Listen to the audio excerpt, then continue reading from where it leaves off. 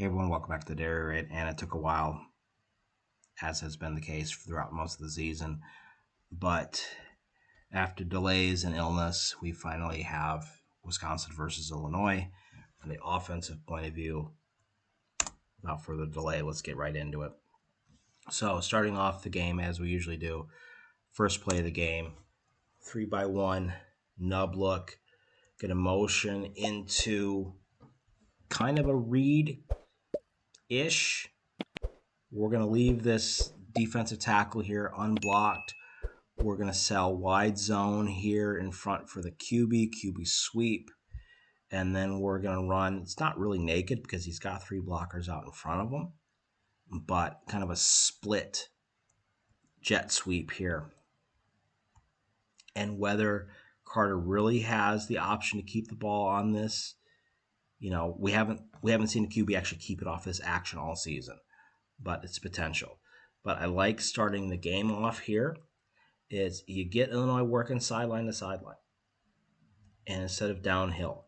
And when you have some players on the defensive front for Illinois that have a tendency to be aggressive when they read their blockers, this is the type of play you get into it because they don't even realize where the ball is.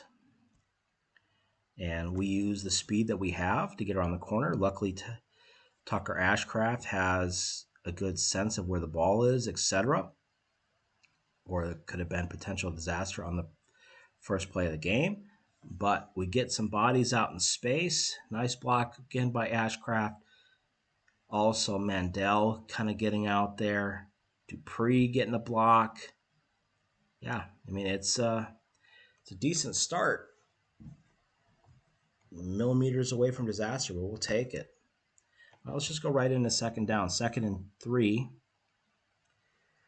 2x2 look here. Okay, quick pass. And what I have had my issues with the passing game with Carter Smith has been his footwork. I don't like either this is the footwork that he knows or this is the footwork he's being taught.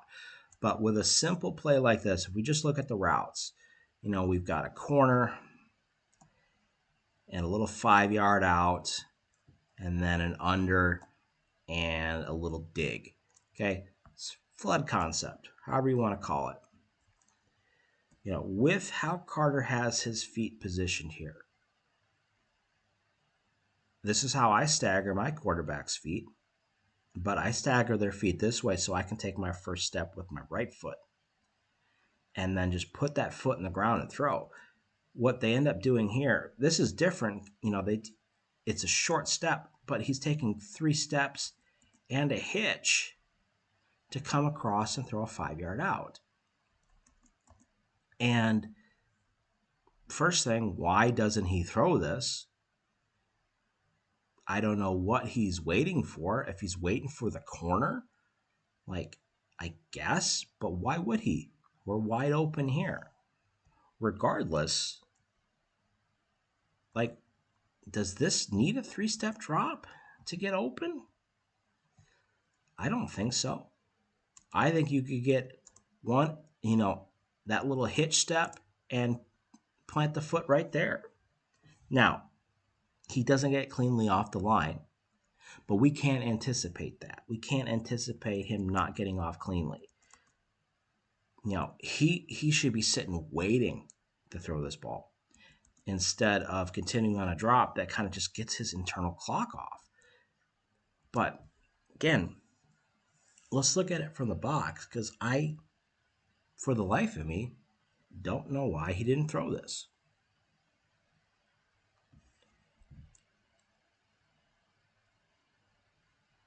Okay, so catch, 1, 2, 3. Rhythm is there.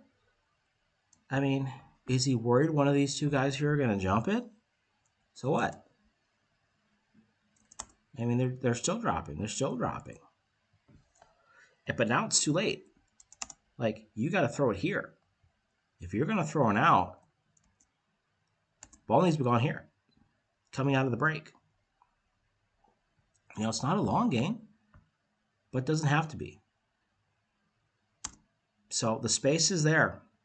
and he just chose to get sacked. People complain about Danny O'Neil holding the ball too long, but that's what you get right there. And, is it because he's a freshman? Who knows? But, he's got some things he's definitely got to work on going forward. All right, next up, same drive. There's a lot of plays from this first drive. This first drive took basically the entire first quarter.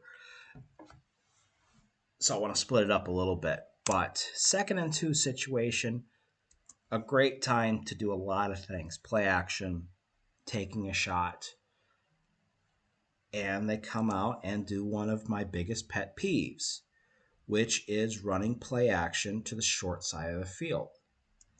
Not only is it play action, but it is a backfield action that just takes forever for something so simple. So toss, little fake toss to set up to get an out and a skinny post. Now, it doesn't help that Kurt Neal just bitches Joe Brunner. That's just flat out embarrassing. That is head slap. Yeah, anyways. But because you're running this to the short side of the field, you have given Illinois the benefit of, one, having the extra defender that allows the cornerback to play a little bit more open. But when you only give 2 options to the short side of the field, the backside third option will not be there because it takes too long to develop. And then your quarterback runs out of space when he wants to escape the pocket. And then because Carter Smith is a freshman, and I'm going to leave it there instead of saying that he has problems with spatial awareness, but he runs out of bounds. Throw it away. I mean, literally, the second you can't throw either of these 2 routes, get out of the pocket and hit the guy in the green shirt in the nuts. Just throw the ball away. There's no need to lose 4 yards. But why do we have to run these plays into the boundary? It makes no sense that we always have to run these play actions, any kind of play action, to the boundary. It just really sets up too much that you have tendencies going to one side of the field or the other. So we'll take a look here. Boom. Head slap. Boom. Kurt Neal, hey, I'm happy he found some happiness in Illinois just being aggressive. But, man, that's ugly pass pro rep. But even if it was a clean pass pro rep, the receivers weren't open downfield, so I don't know what we were expected to gain out of that play. But next up, we have an example of a pass play that we should be doing, and we should be doing more, and we can build part of a passing game around. Going to be in a 3-by-1, motioning, shifting to 2-by-2, and we're just going to run curls and hitches. We've got space. Foot in the ground throw. Like, if Carter had used this footwork on the first play, or that first pass attempt where he got sacked, there would have been completion. Because you see, how much time this ball is in the air, and he's allowed to be able to throw a short, flat ball like this because he's got good, quick footwork. Now, I am not a fan of, if you're going to step back with your left foot, to have your left foot back already. I would flip your feet if you're going to do these 2-step drops, because now his base is a little wide. So his stride is really, really short. or it's going to get overextended, which it is a little bit. If he steps the opposite way, where he's got his either one, he steps the opposite way where if he steps with his right foot first and then just pops it back, he could be a lot more up tall, excuse me, and he can get a good stagger with his feet. Or if you are going to do it with your left foot first, then you got to put your left foot forward. So then when you come to balance, his right foot would be a lot more here. So he can get his hips involved in this throw a lot more. Here, this is basically all arm. It's a good throw. I'm not complaining about the throw, but he can help himself with his mechanics by his footwork. And he's either has to be taught to use better footwork, or he needs to get bad habits out of his system, because I think it's his footwork is hindering him from whether it being too inconsistent and sloppy as we've seen other parts of the season, or in this case where it's good, but in my opinion, still wrong. All right, moving on to the touchdown. Been a while since we've been able to say that. We are in Pistol Eye, and this is the type of play that needs to be done more if we want to get defenses out of the habit of just sitting with all their bodies in the box when we were in some form of I formation. So what I mean is having a counter off of your basic inside run play or complementary play that doesn't have too many bells and whistles. This is close, but just a basic end around is a nice counter component to your split flow zone, wide zone that we're seeing here. It, allows, by the action of the offensive line, the defensive line is aggressive. Kurt Neal takes himself out of the play. Other interiors take themselves out of the play. Linebackers step to the zone action. And because they're passive in their defensive back play, there's plenty of space outside.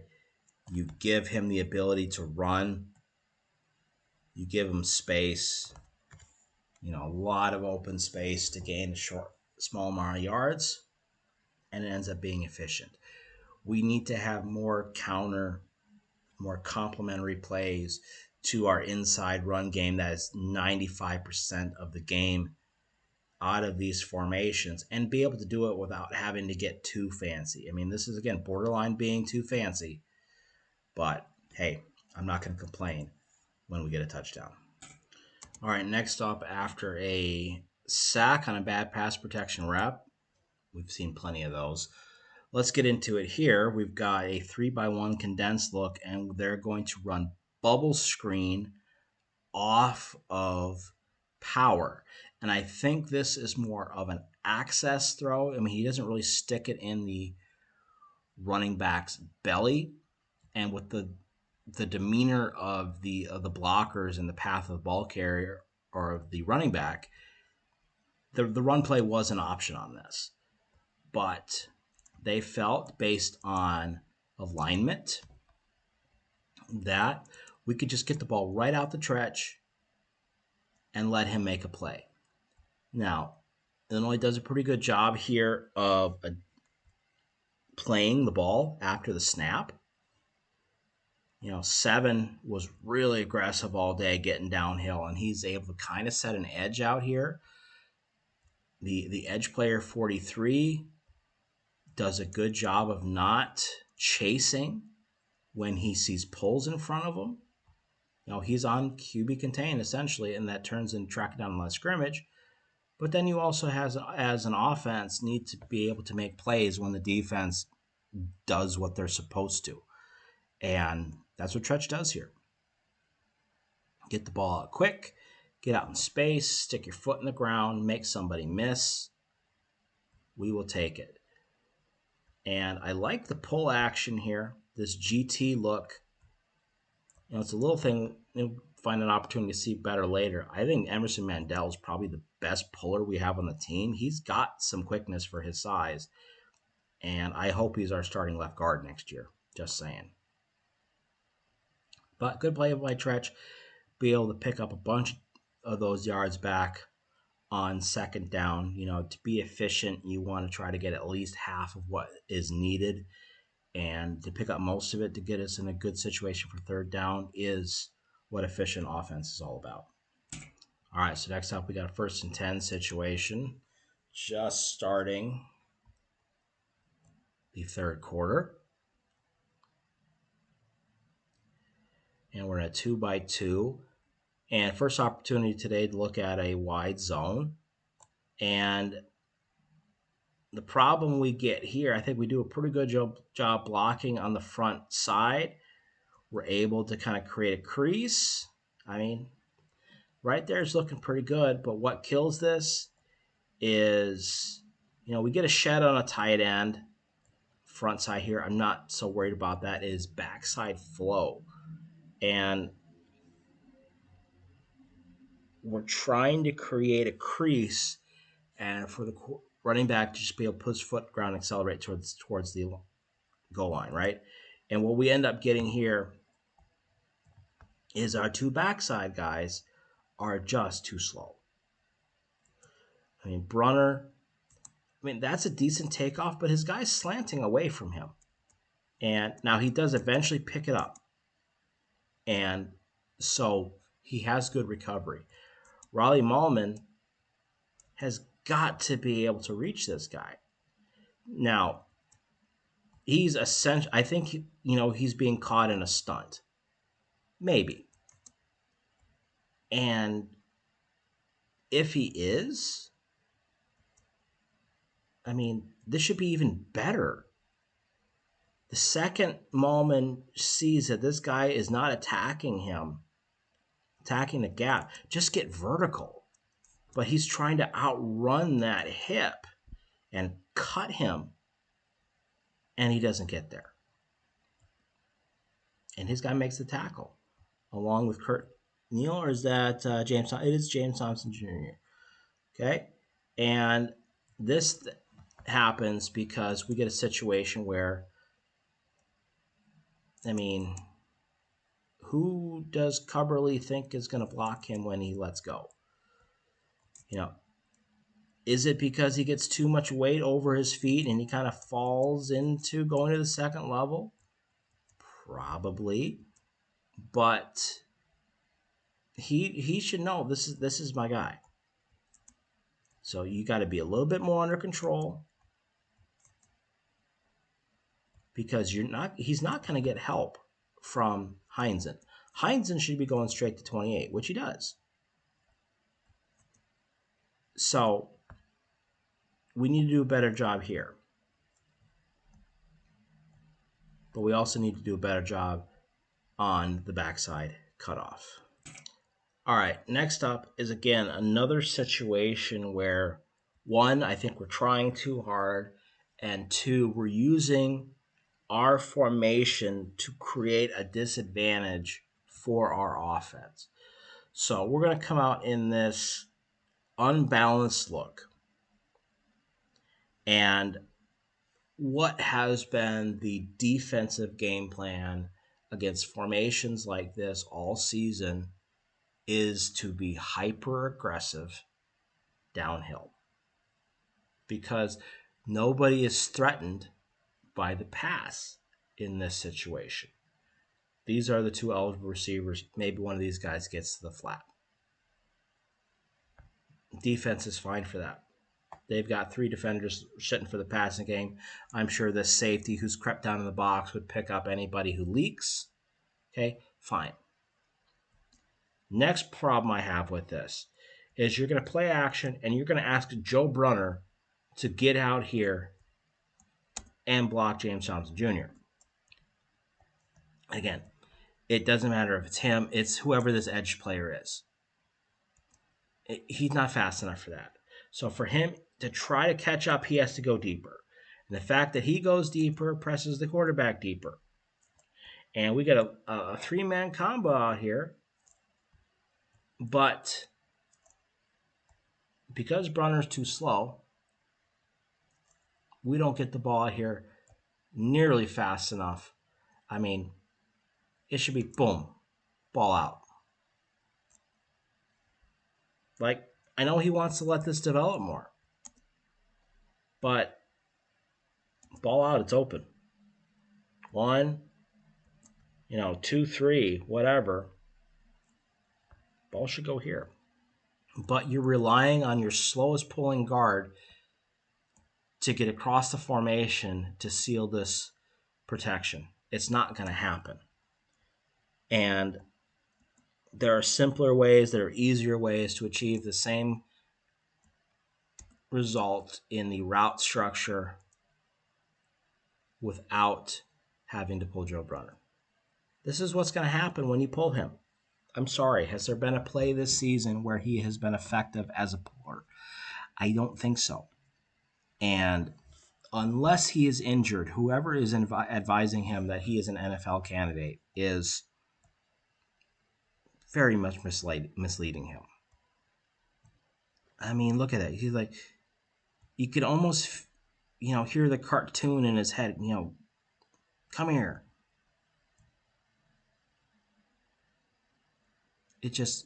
This takes too long. It is overcomplicating something, a play that should be simple to approach, yet we are just trying to make it too difficult.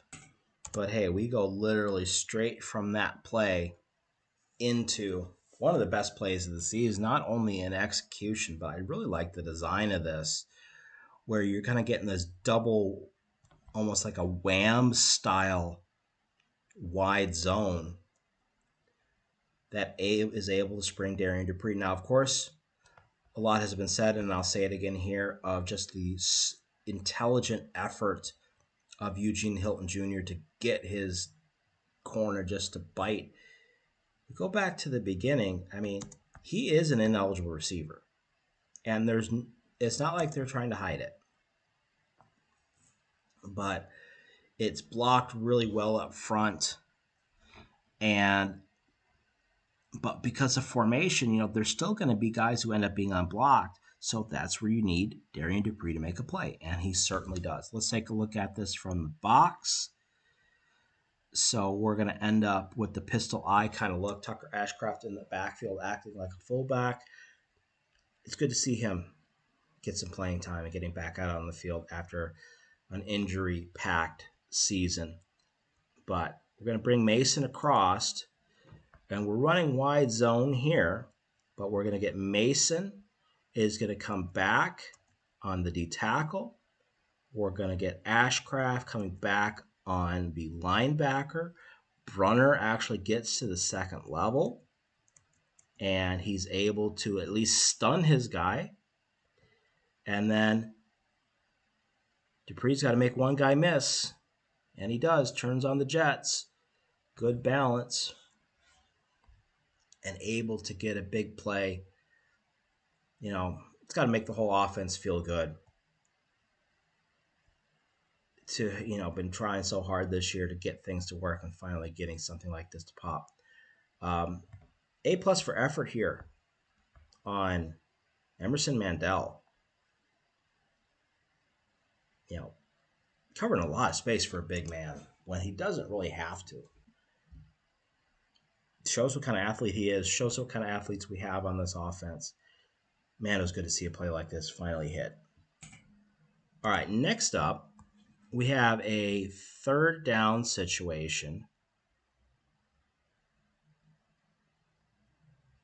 And I actually don't know why we don't get an end zone or a wide angle of this, but regardless, this is an interesting approach to this kind of mid-zone action that we have here. So we got Dupree shuffling, and he's basically going downhill, and then he's going to kick it outside. But you have Carter Smith reading the backside defender with his back turned to him. How much he can clearly see him on this, I don't know, but that's a nifty way to run a zone read.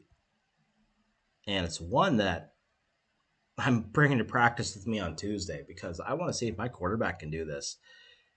I got a quarterback who's got 4.6 speed, receiver type.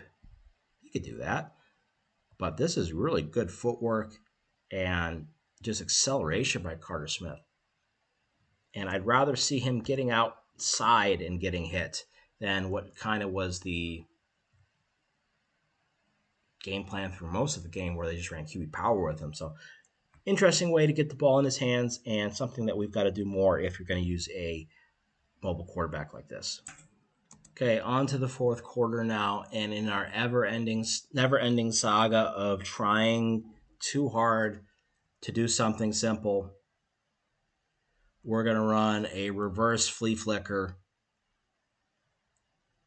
in a situation where if we screw this up and Illinois gets a turnover off of this, look at the scoreboard. We're up by 7 points with the entire fourth quarter. Things can change. So this just takes too long to develop. One, because you're running it to the short side of the field. So Vinny Anthony, look how far he has to go to be a part of this. And doesn't help that nose tackle gets a good jump on Heinzen. But it just, this isn't even trying too hard. This is just not having self-awareness.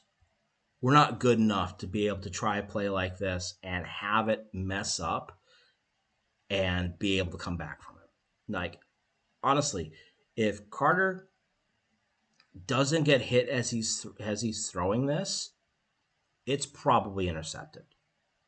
It actually helps us that he gets hit as he throws this ball. That it actually, because you can see it, like where it actually ends up going, and you can see it. It's fluttering. It helps him drop it in the bucket that he gets hit. Boom. So I don't like that. And so what we're going to do here, we're going to go through the rest of the plays in this sequence and how, let's say, let's get that play. Let's erase it from our memory. Let's treat this 2nd and 10 as 1st and 10. So we're going to come out in 2 back, 1st and 10. We're going to run split flow wide zone, and we're going to pick up 4 to 5 yards. Okay? That's a great first down play. Efficient. And, for most of the game, we're getting these 2 to 4 yard gains in the wide zone, in the run game period. We had a couple big runs, but so we get that. Now it's 3rd and 6. Should be 2nd and 6. Pistol eye. Open pistol eye. We're going to run a split flow to the flat, which I'm not against, but Illinois diagnoses this real fast. They get downhill real fast because it's Tretch. I'm going to get him out in space. It's 3rd and 6. He shouldn't be the option on this play. Now, they're doing it because they're reading here, and we get out in the flat. I'm not dogging the play, and Illinois plays it well, but this should have been a 2nd and 6 play because then you can come back with a 3rd and 8 play. But instead, you're going to get a 4th and 6, and we have to punt because I think our eyes were too big and our confidence in our offense was too much to do a really ill-advised trick play on 1st down that kind of destroyed this entire drive. All right, next up, the defense holds, and we're able to get the ball back here. after a penalty, we got second and 11, and this is example number 5,000 on this season of making a simple concept difficult. And what they want to do on this play, look at that. I already even have it drawn up still from earlier. But essentially, what they want to do is get a post and a flat, probably flat to a wheel. That's what they're trying to do. So this is what they're trying to do. A post wheel, a post flat concept, which, fine, not against. Pretty good idea. But what ends up happening is we've got to take a simple idea like this and let's just find the most complicated way we could do it. So we're going to motion, we're going to play action, we're going to fake the end around, and now we're going to set up. And with all of this dog and pony show, I mean, Ballard's open. But because of this action, I think it gets his eyes off this way too fast and maybe gives him the false sense that this safety is sitting here. Like, just run it. You know, you can motion here, like motion. Send Henry on the wheel. Send Henry in the flat. Put Ballard to the post. Send Dupree off this way. You know, find a just slightly simpler version of this play. Like literally run this with Henry. Run Dupree this way as a check down. Get your tight end involved. You've got 5 eligible players on this play. How about we use them? But we decide not to. We got an extra tight end here too. Like, is there a reason we need to keep both tight ends on the backside in protection? I know it's a rollout, but come on.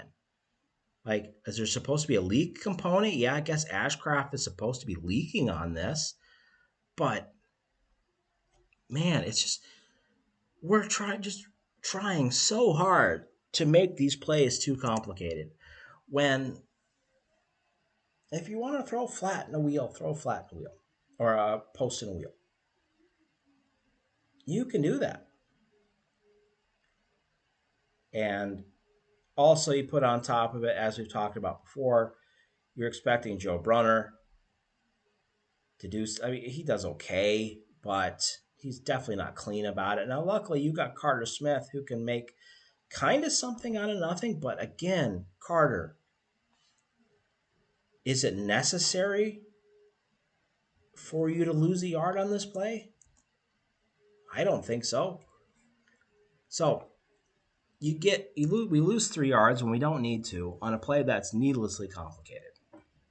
Now, what is not needlessly complicated is the play that we come back with here, which is a great third down play for this offense, which is a tunnel screen where the blocks just come from our backs and receivers. We're front side, 2 receivers just going to run their guys off. We're going to get Bortolotti out, setting the key block out of the backfield. He's just showing like he wants to run a seam. He lets the linebacker who's trying to misdirect or direct him kind of take himself out of the play. And then we just get Tretch underneath and we're able to, we're trying to pick up as many yards as we can, probably set up for a field goal. But you get the ball to Tretch in space, he can turn a 0-yard route because he's just running right down the line of scrimmage into a big gain. And this is also kind of going against tendency because usually in these long situations, we're just playing chuck and duck. But here, we give the chuck and duck look, we throw it underneath, and we're able to pick up the first down. We're able to get inside the 5-yard line, the 4-yard line here. And we're just going to keep this running because I believe this goes right into the touchdown. Yeah, I'm going to come out in a wildcat look. Okay, they know what's coming, so you got to make the blocks. Get a couple good blocks by our tight ends here and Mandel on the front side. Somebody's going to be unblocked. We just want to get as many bodies out there as we can. Get our down blocks. You're going to get kick out by Kadanko, and Dupree's got to make somebody miss. And he does.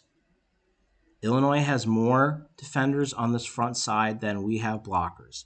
So you've got to make somebody miss. And that is 41. And we walk into the end zone. This type of play should be a confidence booster for the players on the offense. It is a proof of concept for the offense. And it's simple. It's something all those things we needed to have done more throughout this season. But it just kind of shows if you get the right players in the right spot, even if the defense has you outnumbered, you can still make a play. All right, the last one we're going to talk about here, we're into garbage time where we need to pick up a first down to ice this game. So we're going to kind of let these last couple plays here run. But kind of want to talk about like choice of ball carrier in this situation here. We're up by 17 points late in the fourth quarter. We're running this action, which we threw the bubble screen with earlier. And previously we handed the ball or we fake the power with the running back. Now we come back with QB power. And they ran QB power a little bit too much for my liking in this game.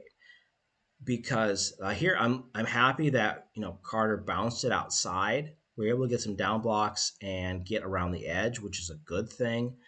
But in this situation here, why are we running the QB?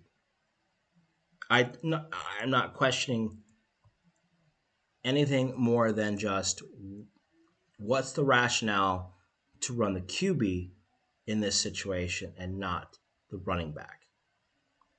The result is going to be the same. If we just handed the ball off to Dupree, Dupree's the one in the backfield with us, right? No, it's Jackson Aker. Well, Dupree's in motion. But hand off to Jackson Aker in this situation. The play is going to be the same. So why risk the QB in this situation? The cynical part of me is thinking, well, this is just showing how the staff actually thinks about the QB. That they don't care. Now, the less cynical part of me and maybe the more rational part is, he's a playmaker. Put the ball in his hands. And maybe that's it. And we'll go with that. So, last play here. We just need to get this first down. And it's a situation like we talked about before. Illinois has got more players in the box than we have blockers. You got to make somebody miss. You got to just get guys on the front side just enough to create space. And we do. We're outnumbered, and that's fine in a situation like this. You got to make somebody miss. And, 41 squeezes down, fills a gap, and then Dupree just lets him outrun it slightly. And he's just going straight downhill. That's good. He has had problems with pitter-patterings at points this season and throughout his time at UW. But here, just straight downhill. Get the yards you need. Get the first down. And that ices it for the Badgers. And after this, we come out in victory formation and we kneel it out. This game was, to me, a proof of concept. It shows that when executed correctly, there's components of this offense that work really, really well.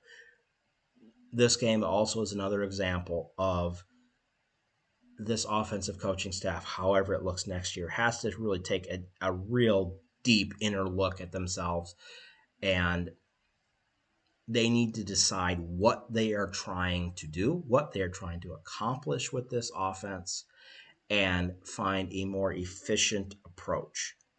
I think at times this offense has been bells and whistles for the sake of bells and whistles. It doesn't actually add anything to the offense, it's just there. When we saw what this offense looked like in spring ball and the promise that this offense had, the bells and whistles had a point. They had a meaning, and you could see what they were building towards, the idea of lots of ways to run the same plays. Here they are, there's just been so many examples of trying too hard, trying to make a simple concept more difficult. What we need to do is find as many simple ways to run these simple concepts that it doesn't take a lot of time and effort for us to install, but for a defense, it takes the time and the effort. I hope the coaching staff realizes this, and that's the direction they move forward for next year. Otherwise, it is going to be another long season, but we are not going to worry about that right now. We're going to enjoy this victory against Illinois. Obviously, this was the high point of the season, and obviously, since the timing of this video, we know what happens in the next game, but we're not there yet. We're going to enjoy what we see here, and that was a solid victory. We were able to move the ball, running and passing, and there are pieces here. I just wish the coaching staff would see that a little bit more and do a little bit more with that, but that's a discussion for another time. Thank you, as always, for watching. Next time, we'll talk about the Badgers' defense versus Illinois. Until then, thank you for watching, and we will see you next time.